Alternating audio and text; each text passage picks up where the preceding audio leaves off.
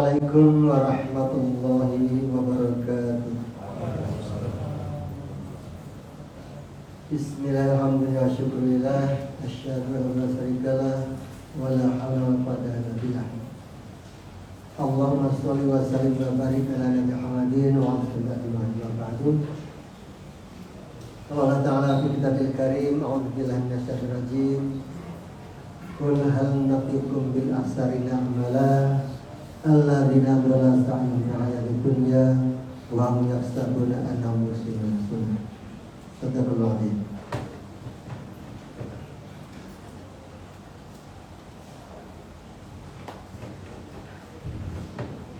Saudara sekalian, jamaah salat zuhur rahimakumullah.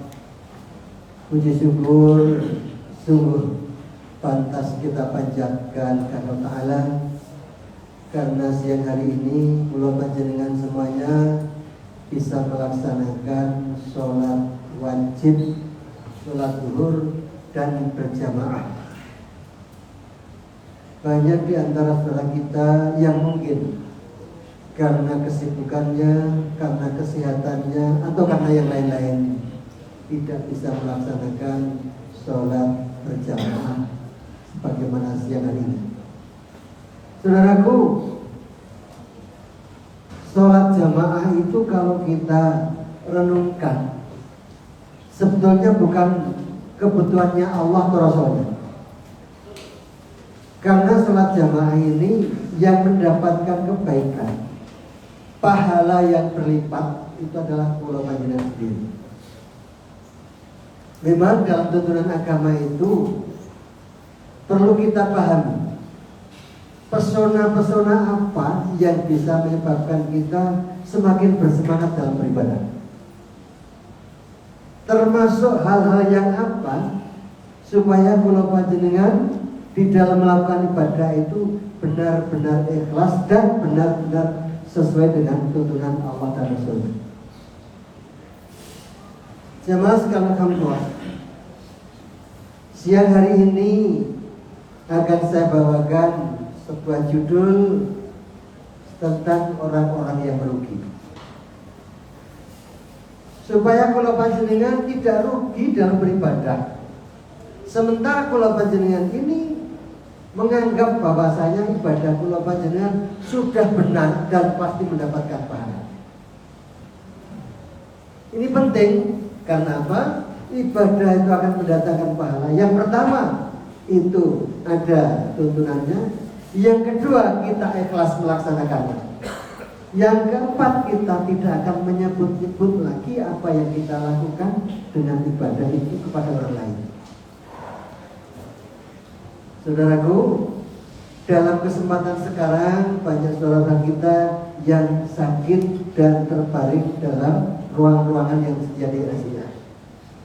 Sementara panjenengan semua sebagai karyawan-karyawati mendapatkan tugas untuk melayani mereka beserta keluarganya. Orang yang melayani orang yang berkebutuhan dengan ikhlas itu berpahala. Namun apabila pelayanan yang ikhlas itu memakai hal-hal yang lain yang tendensinya itu tidak karena lillahi ta'ala, maka pahalanya akan hilang. Naudzubillah. Bayangkan saudara sekalian, orang yang sakit itu sudah menderita, sementara keluarganya tentu ingin mendapatkan pelayanan prima, diperhatikan, dihargai, dimuliakan. Sementara karyawan-karyawati yang ada di rumah sakit juga karena saking sibuknya bisa jadi untuk berpikiran yang lain. Karyawan meminta, tolong sabar G, kami melayani semuanya tamu yang datang. Sementara tamu yang datang yang keluarganya sakit itu ingin secepatnya untuk mendapatkan pelayanan yang cepat dan benar. Nah, perbedaan kepentingan ini kadang-kadang terjadi hal-hal yang tidak baik kalau sudah di luarnya. Karyawan sana tuh sengitnya kalau ngomong. Ditanyai gini, tunggu. Sementara itu, saudaraku sekalian, karyawan juga membutuhkan untuk dengan tenang bisa melayani. Saudaraku, kenapa saya bicara ini? Karena di rumah-rumah sakit terjadi yang demikian. Dan kalau sudah di luar, itu suaranya liar. Jangan ke rumah sakit sana, jangan ke sana, layang mantu. Mulai kita masuk, itu sudah tidak mendapatkan layanan yang bagus. Saudara, anak saya sekolah di Madrasah Aliyah 1, mendapatkan tugas dari sekolahan untuk wawancara dengan takmir. Dan tugas itu tidak hanya pada takmir masjid, juga pada pengurus gereja dan pengurus tempat ibadah agama lain. Kesan yang pernah muncul dan dilaporkan kepada saya, Pak, Masya Allah Pak, panjenengan itu kong ya, kalau memberi saya kong, panjenengan kan mubatek, tolong dinasihati takmir itu supaya bersikap santun kepada tamu. Saya di masjid sana begini, di sana begini, di gereja Masya Allah orangnya sopan. Begitu datang sudah disambut dengan senyuman, ditanya apa yang diperlukan. Nah, ini ternyata kesan pertama ini sangat membawa kesan yang baik. Tentu saja di sini, misalkan mulai dari satpam yang terima untuk ruangan dan seterusnya akan membawa kesan yang terbaik. Ini betul-betul itu saya disampaikan ini. Sehingga apa? Saya dipesan silakan Akong itu nanti memberitahukan kalau saat ada pengajian di masjid-masjid. Ada juga saya dilapori, Pak, itu loh Pak, itu anaknya sekarang nggak pernah diajak lagi. Karena apa? Ada jamaah yang mentang-mentang, weh, ojo diajak ke sini. Ada orang salat, ramai nggak? Masya Allah, saudaraku, jangan pernah ada jamaah, jangan pernah ada takmir yang melarang anak kecil masuk masjid. Imbalannya orang tua juga harus tahu, sebelum diajak ke masjid, diajari dulu adabnya di dalam masjid. Kan Rasulullah menyampaikan pendidikan terpenting dari orang tua kepada anak pertama kali adalah pendidikan adab. Namun, saudara sekalian, kalau dari masjid itu nanti ada jamaah atau ada takmir yang kelihatannya garang kepada anak kecil, maka anak itu akan kapok, tidak akan lagi masjid. Pengalaman, sungguh pengalaman. Ada orang yang pernah saya sampaikan dulu, insya Allah di mana-mana itu yang sekarang sudah pernah juga. Suatu saat dulu, ya, zaman Pak Harto, hari Jumat itu hari olahraga. Selesai olahraga, kemudian kumpul para karyawan, ada salah satu kepala bagian yang memberikan kuliah atau pengajian. Ternyata kepala bagian itu tidak bisa baca Quran aja, tidak bisa baca Arab, tidak bisa Al-Fatihah, tidak apa. Tetapi oleh kantor ditugasi untuk memberikan kuliah. Datang ke saya, minta buatkan materi nanti untuk dibaca saja.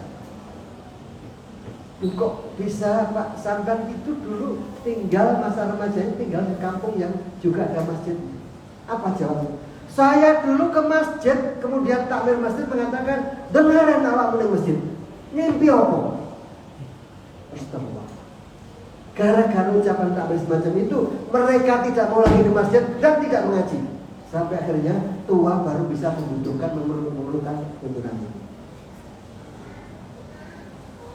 Nah, ini nanti yang menyebabkan tadi yang saya bacakan dalam surah Al-Kahfi ayat 104-105. A'udzu billahi minasy syaithanir rajim. Qul hal nunabbiukum bil akhsarina amala alladziina dhalla sa'yuhum fil hayatid dunya wa hum yahsabuna yuhsinuna sun'a. Katakan Muhammad, perintah Allah, ku beritahukan pada kalian, ada sekelompok orang yang merasa amalnya itu baik dan benar serta banyak.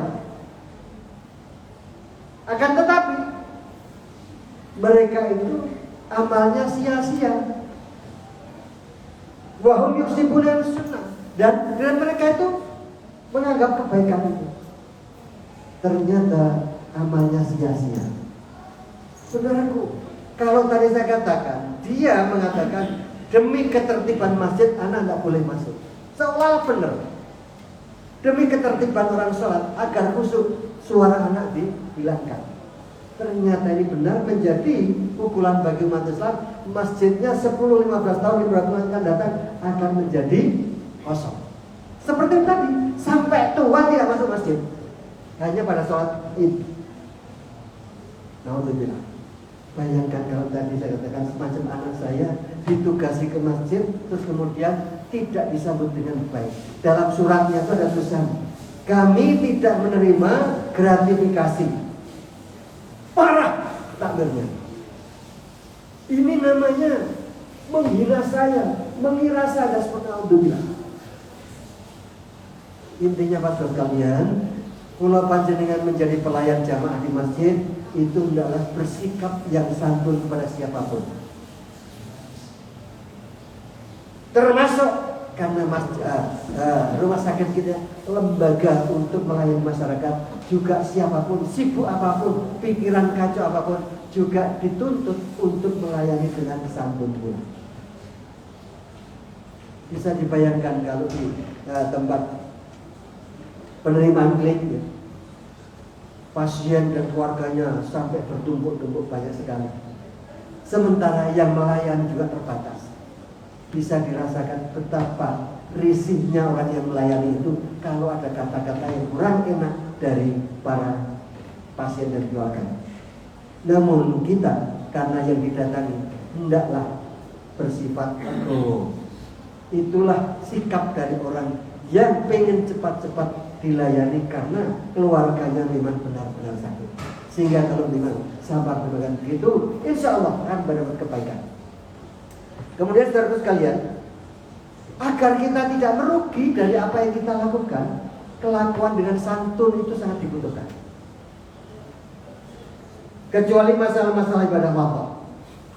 Kalau panjenengan untuk bisa mendapatkan pahala sebagaimana tuntunan, maka harus ada tuntunannya dulu, tuntunan itu, terus kemudian kita laksanakan dengan ikhlas dan tidak akan disebar-sebarkan lagi apa yang kita lakukan sebagai ibadahnya. Contohnya tentang sholat ini saja. Sholat kula panjenengan, orang yang melakukan sholat berjamaah, kemudian datang pada saat yang sudah dikumandangkan dengan ikhlas mengikuti apa yang dituntunkan Rasulullah Ta'ala di dalam masjid, penuh dengan pahala. Panjenengan duduk antara adzan sampai iqamah, gunakan untuk berdoa. Rasulullah menuntunkan la turut doa bainal adzan wal iqamah. Boten dipun tolak ada doa yang disampaikan pada saat adzan sampai iqamah. Oleh karena itu masjid-masjid Muhammadiyah tidak ada pujian. Apa pujian itu? Tidak. Pujian di masjid itu dimaksudkan bahwasanya memberitahu pada orang-orang yang belum datang ke masjid. Tetapi kalau jamaah di sekitar masjid itu sudah paham, maka begitu adzan dikembangkan akan datang ke masjid. Sementara yang ada di masjid itu menyampaikan doa mohon kepada Allah antara adzan sampai iqamah. Terus kemudian itu tatanan demokrasi karena ada tuntunannya. Rasulullah pernah melarang ada orang yang membaca Al-Quran sementara di masjid itu ada yang sedang melakukan sholat. Kemudian saudara sekalian, selesai sholat kata Rasulullah, barang siapa selesai sholat dia masih duduk di tempatnya, dia berzikir, tafakur, maka malaikat mendoakan Allahumma firlahum warhamhum. Makanya di dalam pengajian tidak mengajarkan selesai sholat belum ngajak salaman kanan kiri, tidak.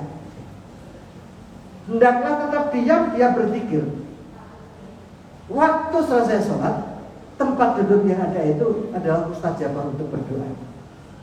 Apa salah yang mereka mengajak salaman? Tidak, cuma bukan pada tempatnya. Rasulullah mengajarkan untuk bersalaman. Orang Islam ketemu ucapkan salam, yang banyak mengucapkan salam pada yang sedikit mengucapkan salam yang pada yang banyak, yang berdiri mengucapkan salam kepada yang duduk, yang muda mengucapkan salam pada yang tua, dan seterusnya.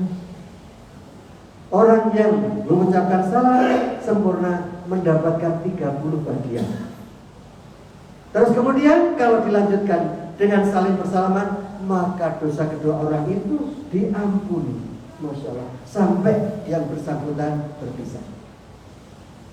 Tuntunan Islam sungguh hebat, saudaraku sekalian. Sehingga apa? Kula panjenengan menjadi orang yang suka menebarkan salam. Ketemu di mana menebarkan salam terus salaman. Terus kemudian tanya biasanya, dilanjutkan, apa kabarnya mas? Fa'amma bi'ni'mati rabbika fahadis. Maka kabarkan kebaikan kepada orang lain. Jangan sampai diajak salam, gimana kabarnya mas? Aduh saya celaka melulu. Alhamdulillah. Jangan sampai mengabarkan pada orang lain hal-hal yang tidak menyenangkan, baik itu diri sendiri maupun bagi orang lain. Ini penting. Ini akhlaknya orang Islam. Terus kemudian yang saudara sekalian, banyak hal lagi tuntunan-tuntunan kita ya, yang membawa kita semakin khusyuk. Saya mendapatkan informasi bahwa siang hari ini setelah kita ngaji akan ada pelepasan karyawan yang memasuki masa pensiun. Kepada karyawan yang masuk masa pensiun, saya ucapkan selamat. Tugas kalian sudah berkurang secara formal. Akan tetapi tugas keagamaan sampai kita masuk yang lain. Jadi untuk mencari pahala tidak harus lewat tenaga kerja formal di rumah sakit kita, tidak. Alam nasrah laka sadrak wa wada'na bizrak Allah jalla wa rafa'na kita fa'amalu fi salihin fa idza faragta fansab. Apabila kalian sudah selesai pada suatu pekerjaan, maka bersegeralah pada pekerjaan. Wa ila rabbika farghab, dan kepada Tuhanmu lah kalian berharap akan hasil-hasilnya. Misalkan Pak Bisenti mau dilepas dari karyawan sini, lakukan nanti di rumah. Untuk keluarganya, untuk saudaranya, tidak ada berkurangnya dalam perjuangan. Dan yang lain lagi saya kira juga begitu. Sehingga kita ikhlas untuk melepaskan jabatan yang sekarang menuju kepada kegiatan berikutnya. Itu faedah pertama. Wa ila rabbika farghab, kita hanya kepada Allah untuk berharap ini. Tetapi ada yang perlu kita perhatikan. Jangan sekali-kali kita menunjukkan, menampak-nampakkan kebaikan yang pernah kita lakukan pada orang lain. Ini sangat fatal. Karena apa? Kita tidak akan menerima pahalanya. Ya ayyuhalladzina amanu la tubtilu shadaqatikum bil manni wal adha kalladzi yunfiqu malahu ria'an nas wa la yu'minu billahi wal yawmil akhir fa masalu kamasali safwanin 'alaihi turabun fa asabahu wa bilun fatarakahu salda la yaqdiruna 'ala syai'in mimma kasabu wallahu la yahdil qaumal zalimin. Jangan sekali-kali kau tampakkan apa yang kau lakukan itu kepada orang lain, dikatakan agar apa? Sebagai sifat yang ria. Karena orang yang ria itu menampak-nampakkan amalnya pada orang lain, itu ibarat debu di atas batu yang tersiram oleh angin dan hujan, maka tidak berbekas. Itu pahalanya hilang. Iku nek ana aku gak kira iso dadi ngono iku. Iku aku sing gawe piye? Apalagi umat manusia ini dibawahi dua sifat. Fa'alhamaha fujurha wa taqwa. Ada sifat dalam kita ini yang fujur, juga berbuat dosa, tapi juga Allah melengkapinya dengan sifat menuju kepada ketakwaan. Dan hidupkanlah sifat yang ketakwaan ini. Yang fujur, aku kok katanya Rodruk, itu hilangkan. Nek gak ono aku gak ngene. Jangan. Itu namanya tidak ikhlas karena menampak-nampakkan. Agar kita tidak rugi saudara sekalian, maka yang begitu harus kita tanamkan betul. Kalau Rasulullah di dalam hadis riwayat Hakim itu menyampaikan irtanim khamsa qabla khamsin. Insyaallah hafal semua banyak kita. Hayataka qabla mautika, wa sihataka qabla sukrika, wa faraghaka qabla shughlika, wa sababaka qabla harbika, wa ghinaka qabla fakrika. Hayatika qabla mautika. Manfaatkan hidupmu sebelum datang kematian. Wa sihataka qabla sukrika. Manfaatkan sehatmu sebelum datang sakit. Wa faraghaka qabla shughlika, dan manfaatkan masa mudamu, waktu luangmu sebelum datang kesibukan. Wa sababaka qabla haramika, dan manfaatkan sebaik-baiknya remajamu sebelum datang masa tuamu. Yang terakhir, wa ghinaka qabla fakrika, manfaatkan sebaik-baiknya kemampuan finansial, kekayaan sebelum datang kefakiran. Ada 5 perkara ini. Ini penting dalam penghayatan kita. Saudaraku, kalau panjenengan sekarang masih masa muda, sebelum usia 60 tahun, kaki masih kuat, tangan masih kuat, untuk olahraga tidak kesulitan, jalan kaki tidak kesulitan, baca Quran menghafal tidak kesulitan. Tapi ingat nanti kalau usia sudah 60 tahun ke atas. Usia 60 tahun itu adalah udzur yang diberikan Allah kepada Muhammad, kepada hambanya. Kalau sudah usia mulai 60 tahun, biasanya gangguan fisik sudah semakin nampak. Tidak hanya fisik, secara psikis juga begitu. Mudah perasaan menjadi terganggu, mudah untuk hilangnya hafalan-hafalan kita. Nah, mumpung durung sampai ke sana, mari kita manfaatkan itu semuanya. 5 perkara tadi. Atau agar kita rugi, ada dalam surah Al-Asr, lakukan. A'udzubillahi minasyaitonir rajim, wal 'asri innal insana lafi khusr illa alladziina aamanu wa 'amilus shalihaat. Orang itu pada rugi semuanya, kecuali kula panjenengan tetap menjaga iman kita dan beramal soleh. Amal soleh itu apa? Amal yang berdasarkan pada Al-Quran dan Sunnah. Kalau di Muhammadiyah itu enak. Mulai panjenengan untuk mencari Tuhan dan mentauhidkan Allah Ta'ala, ada dalilnya. Karena yang benar itu tentu ada perintahnya, ada dasarnya. Semacam qulubun salam. Salat itu bagaimana?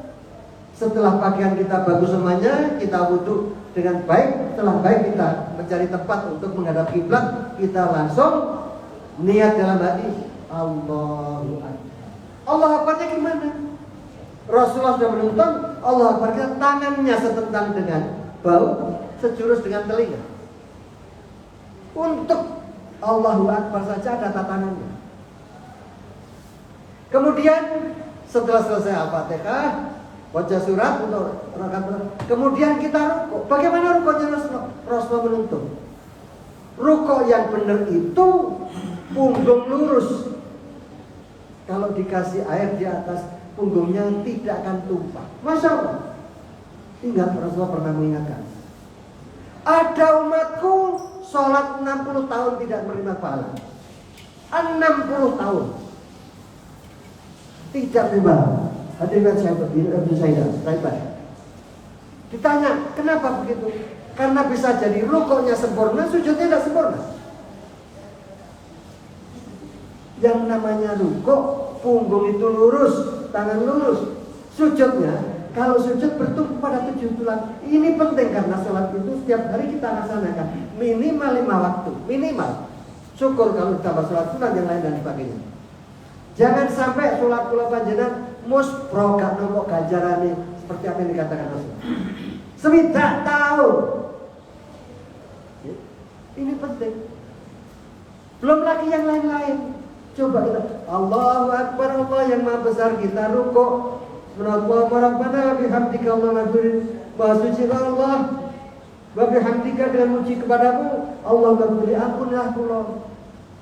Leher kita, kepala kita dungkloke. Kalau itu misalkan manusia, ku pasrahkan kepalaku, terserah kamu. Seolah begitu.